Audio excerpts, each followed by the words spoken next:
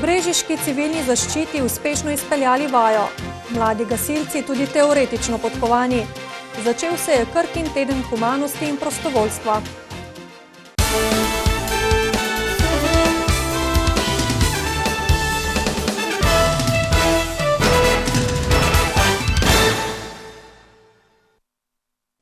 Lepo pozdravljeni. Ob aktualnih tragičnih dogodkih, v katerih v Sloveniji izginjajo mladi ljudje, so se v Brežiški civilni zaščiti odločili izpeljati obsežno vajo po scenariju iskanja pogrešenih oseb ob Krki v Velikih Malencah.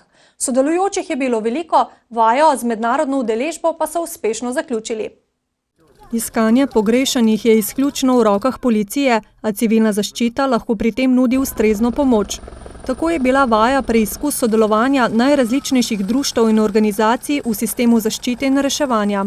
Civilna zaščita občine Brežice ima že kar nekaj uspehe v svojem delovanju, kajti vemo, da leta 2014 smo sodelovali v iskanju resnično pogrešene osebe in skupaj z kinološkim društvom Izar, kinološkim društvom Brežice, civilna zaščita našla tudi to pogrešeno osebo, ki je bila že dve noči na dežju. Tako da je ostala z našo pomočjo oziroma kinologov in nas živa. Tudi tokrat na vaji so bili uspešni pri iskanju dveh pogrešenih oseb. Iskalo ju je 6 psov reševalcev. Ekipo je na prizorišče pripeljal vojaški helikopter, saj je bil eden od namenov vaje privajati pse na zvok rotorja. Odlični so bili tudi jamarji. Danes, kot ste videli, smo napeli žičnico čez vodo in na ta način prikazali, da tudi lahko jamarji pokažemo neznanje samo v jamah, ampak tudi zunaj. Sodelovali so tudi reševalci potapljaškega kluba Vidra Krško, ki deluje 18 let. Vsako leto imamo na nivoju Slovenije čez 100 različnih akcij, od intervencij do usposabljanj, do preventivnih akcij, pregledov, izobraževanja, pa tudi ekološke čistilne akcije radi obiskujemo. K uspehu pravih akcij ali vaj pripomorejo tudi vremenske razmere. Krka je imela 13 stopinj in pod vodo vidljivost do 2 metrov. Ko so pomagali iskati mladeniča v Dravi, je bila vidljivost do 40 cm in 7 stopinj v vodi, je še povedal Povh.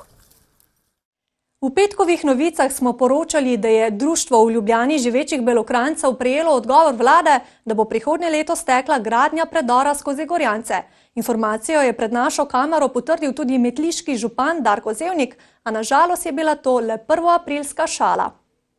Ja, bila je prvoaprilska šala, sicer pustimo se presenetiti, morda se pa zgodi, vendar upanje za kaj takega je zelo majhno.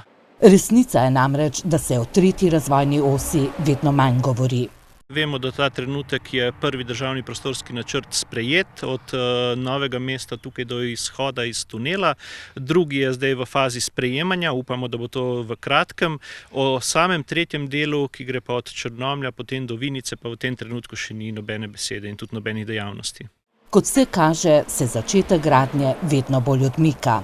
Obljube strani ministrstev, tudi predsednika vlade, so bile dane, da se bo začelo že konec leta 2018. Jaz upam, da bo za temi obljubami stale. Malce me sicer moti, ker je to že izven njihovega mandata, vendar pustimo se presenetiti.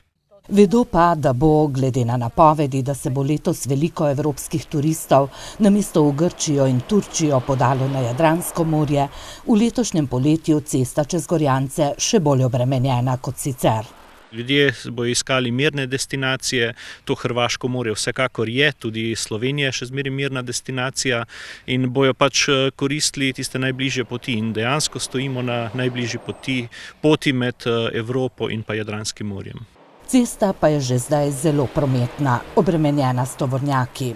In življenje in promet ob tej cesti je že nemogoč, da ne govorim, kako odbija ti Gorjanci vse investitorje, ki bi bili pripravljeni priti v Belo krajino. A o tem smo že neštetokrat govorili in opozarjali, pravi Zevnik. Mi imamo občutek, da ko govorimo z nekom v Ljubljani, nas ta oseba seveda posluša, nam prikimava, sočustvuje z nami, vendar kaj več od tega pa ne. Belokranjci pa od tega ne moremo živeti, še dodaja metliški župan. Je pa zato prava slovenska zgodba o uspehu tista o gasilstvu. Zato, da se toliko posameznikov in društev predano ukvarja z gasilstvom, je treba začeti že zelo zgodaj. Tako vsako leto pripravijo državni kviz gasilske mladine, ki je tokrat potekal v Ivančni Gorici. Čeprav je organizacija takšnega tekmovanja velik izziv, pa ni naključje, da sta ga prevzeli prav ivanška občina in osnovna šola Stična. Mladi stiški gasilci so namreč kar 3 leta zapored osvojili naslov državnih prvakov v svoji kategoriji. Mladi morajo pokazati veliko znanja. Znati morajo zelo veliko teorije, okoli vse skupaj najbrž okoli 25-30 strani polnih teorije, oziroma še več. Pa vozili morajo znati navezavo ročnika, pa sekirce.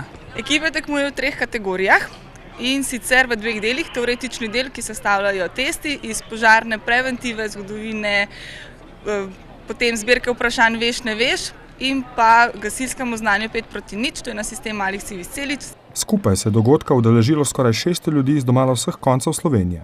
Kdor je gasilec, je tudi dober človek, je prepričan poveljnik Gasilske zveze Slovenije. Zdaj namen tega je pa seveda spodbuditi mlade, da se vključijo in pa ta je toliko pomemben, ker je tudi veliko gasilskega znanja. Preko kviza se mladi pravzaprav dokazujejo, spoznavajo od tehnike do vrednot naše gasilske organizacije. Med mladimi pa zanimanje za gasilstvo ne peša. Jaz mislim, da je to dobro izhodišče za nekega mladega, kjer si lahko dobi dobre kompetence in izkušnje za nadaljno delo oziroma za nadaljno ustvarjanje v življenju, prav tako druženje, širjenje poznanstva, socialne mreže. Vodstvo Gasilske zveze Slovenije je bilo nad izvedbo in gostoljubnostjo 15. državnega kviza gasilske mladine v Ivančni Gorici resnično navdušeno. Prostovoljstvu so zavezani tudi v novomeškem farmacevtu, v katerem so danes začeli že 5. Krkin teden humanosti in prostovoljstva, sklop dejavnosti, katerih namen je pomagati sočloveku in živalim. Samo lani je svoje moči v tednu prostovoljstva združilo 24% zaposlenih v Krki in Termah Krka. Letos bo ta odstotek zagotovo še višji, saj se jim v akciji pridružujejo tudi sodelavci njihovih podjetij in predstavništev v tujini. Ena najbolj razširjenih oblik prostovoljstva v Krki, ki je znova največja slovenska izvoznica, je krvodajalstvo. Danes je to najpomembnejšo življenjsko tekočino darovalo kar 86 prostovoljcev, kar predstavlja dobrih 34 litrov. Vsako leto dajem kri 3-4 na leto. Zdaj se je poklopilo, da bi moral dati kri 2 tedna nazaj, pa je kolega rekel, gremo pač v čas tega tedna humanosti. Za mene je to neprecenljivo, da se lahko udeležimo takih akcij, ki bi jih v Sloveniji potrebovali več. Ja, veseli smo in ponosni, da lahko sodelujemo s tako družbeno odgovornim podjetjem in seveda na takšnih akcijah, ki krepijo vezi med ljudmi. Že 5. leto zapored Krkini prostovoljci pomagajo tudi dobrodelnim organizacijam. Z našo kamero smo jih obiskali v skladišču novomeške Karitas v Drgančevju, kjer so danes pomagali pri pakiranju živilskih paketov. Pripravili so jih 450. Ja, jaz sem prvič tukaj, sodelavci so mi to priporočili, bilo je veliko različnih variant, ampak jaz sem se za to odločila, tako da tukaj pomagam. Jaz konkretno še nikoli nisem bila v taki situaciji, tako da se mi zdi super, da lahko na ta način pomagam. Dejansko s tem nam je dana možnost, da sami fizično pokažemo, da tudi smo pripravljeni fizično nekaj narediti v tej smeri. Ja, fajn so vsi zavzeti, no? Tako da tu je zelo pozitivno, vsi so takoj zagrabili, ko mravljice zlagajo pakete, v bistvu težko dohajaš, kdo hitreje zlaga, kdo hitreje sortira. Tako da smo zelo veseli, da na tak način lahko tudi njihovi zaposleni spoznajo humanitarno delo pri Karitas. Krkaši se bodo do konca tedna med drugim družili še z varovanci domov starejših občanov po Sloveniji in varstveno-delovnih centrov, pomagali na Rdečem križu, v soboto in nedeljo pa v Ločni pripravljajo za svoje zaposlene, njihove družinske člane in prijatelje dan odprtih vrat.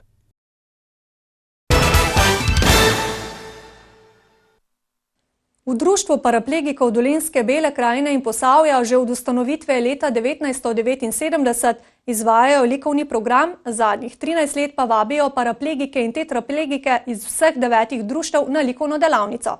Vsako leto se jih odzove približno 20. Tudi danes so prišli iz vse Slovenije. Kot pravi predsednik društva Jože Okoren, je poudarek delavnice na umetnikih, ki ustvarjajo z usti. In pa seveda z namenom, da pritegnemo tudi oziroma spodbudimo še kakšne nove slikarje, ne samo v našem društvu, tudi preko vas medijev, je to pohvale vredno, da spoznajo to našo dejavnost tudi širše, ne samo naši člani. Marsikateri paraplegik po nesreči odkrije svojo nadarjenost za umetnost in se loti ustvarjanja. Življenje na vozičku je treba sprejeti, takšno kot sledi, kot je, in prav s temi izkušnjami mogoče pa tudi ti mlajši dobijo nek drugačen pogled. Precej članov društva je na likovnem področju kar uspešnih, čeprav gre predvsem za ljubiteljske slikarje. Razstavljajo tako samostojno kot skupinsko. Likovna kolonija je predvsem priložnost za druženje in izmenjavo izkušenj. Vsega je malo, tudi malo šaha sem igral in skratka, sem pač zelo rad tukaj med prijatelji. To je drugo, to je dosti bolj sproščeno. Medtem, ko priješ pa z tem tekmovalnim nabojem, takrat pa moraš hitro delati, pa čim boljše. Stalni udeleženec delavnice Benjamin Žnideršič je del skupine slikarjev paraplegikov in tetraplegikov, ki se združujejo tudi znotraj Zveze paraplegikov Slovenije. Vedno se najdem cajt, da v tem terminu pridemo na Dolenjsko in pokažemo širši javnosti in tudi našim paraplegikom, da življenje na vozičku ni pravzaprav neko breme. Ampak da so tudi ljudje s telesnimi hibami zelo ustvarjalni in delovni. Vso svojo energijo v uspeh usmerjajo tudi kolesarji. Tako je bila dolenjska prestolnica z drugo veliko nagrado Adrie Mobil spet povsem v znamenju kolesarstva, slavila pa je trojica Italijanov. Prvi je ciljno črto prečkal Filippo Fortin, ki je bil lani tu drugi. Najboljši domači kolesar je bil David Per, ki je dirko končal na 4. mestu. Io ci speravo oggi, ero venuto qua per vincere e ho preso le migliori posizioni nella curva e sono riuscito a fare un bel sprint. Današnja dirka je bila kar težka, veliko težja kot lanska izvedba. Nismo si mislili, da bo na koncu še toliko kolesarjev v igri za zmago, tako da nas je to malo presenetilo.